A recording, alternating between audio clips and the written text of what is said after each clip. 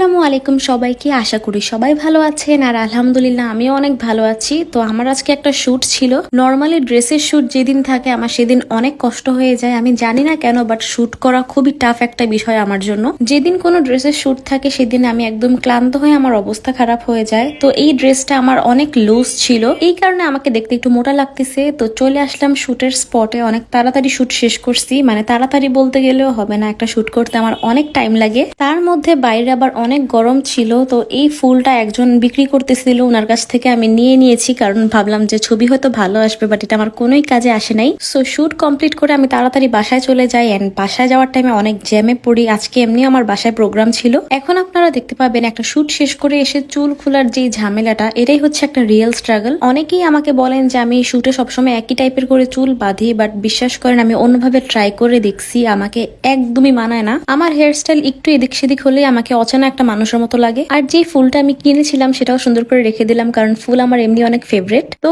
তারপর আমি একটু ফ্রেশ হয়ে নিচ্ছিলাম। আমি অর্গানিক আয়নের স্যাফরন গোট মিল্ক সোপটাই সবসময় ইউজ করি, কারণ এটা হচ্ছে সম্পূর্ণ অর্গানিক একটা সাবান। আর এটা দেওয়ার নিয়ম হচ্ছে এটা ডিরেক্ট স্কিনে না ঘষে হাত দিয়ে ঘষে তারপর সেটা স্কিনে অ্যাপ্লাই করতে হবে। অর্গানিক আয়নের এই সোপটা স্কিনের যে কোনো স্পট কমিয়ে একদম ভিতর থেকে স্কিনটাকে ব্রাইট করে। তাছাড়াও কিন্তু আমাদের অনেকের স্কিনই অনেক সময় রুক্ষ দেখা যায়, তো এই সাবানটা স্কিনের রুক্ষতা কমিয়ে ময়শ্চারাইজড রাখতে হেল্প করবে। আর প্রতিবারই কিন্তু ইউজের পর স্কিনে ঠিক এমনই একটা গ্লো দেখতে পাই। এখন আমি একটা ক্রিম দিয়ে নিব।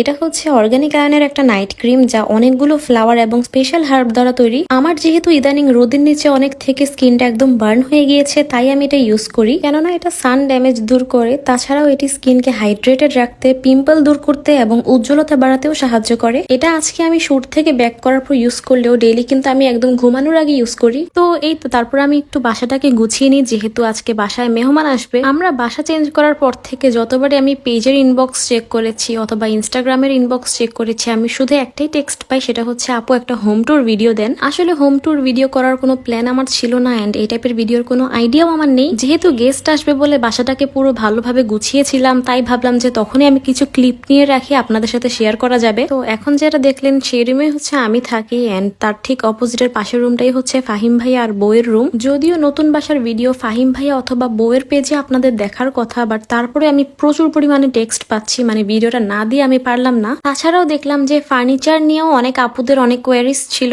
যে মেইনলি হচ্ছে ড্রেসিং টেবিল গুলো আমরা কোথা থেকে নিয়েছি, মানে কোন ফার্নিচার শপ থেকে। এগুলো আসলে আমরা ডিজাইন এন্ড কালার বলে দিয়েছি এবং ওনারা কাস্টমাইজ করে বানিয়ে দিয়েছে। তারপরেও আমার কাছে মনে হয় এই ড্রেসিং টেবিল গুলো খুব একটা আনকমন না, আপনারা কিছু সব খুঁজলেই হয়তো পেয়ে যাবেন। আর এটা হচ্ছে আমাদের ড্রয়িং রুম, যদিও ড্রয়িং রুম আর ডাইনিং রুম হচ্ছে একসাথেই। একটা বাসা চেঞ্জ করে ওটাকে আবার সেট আপ করা যে কত বড় ঝামেলা, মানে আমার দেখে আবার কষ্ট লাগতেছে যে কতই না কষ্ট করছি এই বাসার সবকিছু আবার সেট আপ করতে। এক কথায় বিরক্তকর কয়েকটা দিন ছিল। তো এর মধ্যেই একদম রাতের দিকে গেস্টরা চলে আসলো, মানে আমার ফ্রেন্ডরা ফার্স্টে এসেছে, তারপর হচ্ছে অন্যরা এসেছে, আমার ফ্রেন্ড, তারপর মাহিনাপুর ফ্রেন্ড, সবাই একসাথেই আসছে। ওরা শুধু বারবার একটাই কথা বলতেছে যে কাশফি কোথায় চলে আসলাম, মানে অচেনা জায়গা লাগতেছে।